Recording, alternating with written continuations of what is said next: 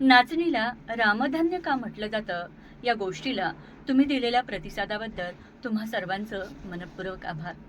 अशीच एक गोष्ट, गीता अनेक जण वाचतात. मग त्यामध्ये कोणी संस्कृत श्लोक वाचतो, कोणी अर्थ वाचतो. पण बघताना खरंच गीता आपल्याला समजते का? केवढा गहन प्रश्न आहे ना. असंच तुम्हाला मला पडणारा प्रश्न एका शिष्याला पडला. दरम्यान गीतेवर रसाळ प्रवचन करणारे एक स्वामीजी त्याला भेटले. आणि मग त्याच्या मनात विचार आला, आपल्याला जो प्रश्न पडलाय त्याची उकल नक्कीच या ठिकाणी होईल.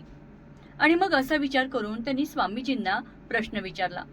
स्वामीजी, कितीही वाचली तरी ही गीता काही आम्हाला कळत नाही.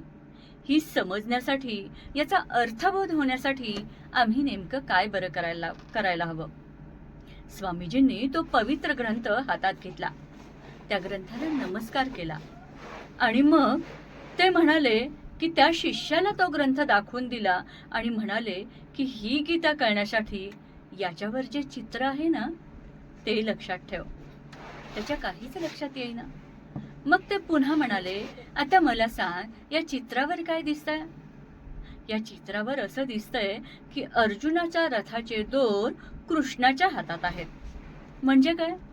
आपली सगळी जबाबदारी त्या कृष्ण परमात्म्याने घेतली आहे. मग चिंता कशाला करायची? फक्त हे चित्र जर आपल्याला समजलं आणि या चित्राप्रमाणे जर आपली वागणूक असेल, आपण जे करतो आहोत ते त्या परमात्म्याच्या कृपेने करतो आहोत. आपल्याला जे काही मिळतं आहे ते परमात्मा कृष्ण भगवानाच्या कृपेने आपल्याला मिळतं आहे. एवढाच आपण विश्वास ठेवला की मग गीता आपल्याला कळली म्हणून समजा. म्हणजेच काय, आपले जे गुरु आहेत त्यांनी आपली सगळी दोर, आपली जबाबदारी हातात घेतली आहे. मग आपण कशाला विचार करायचा?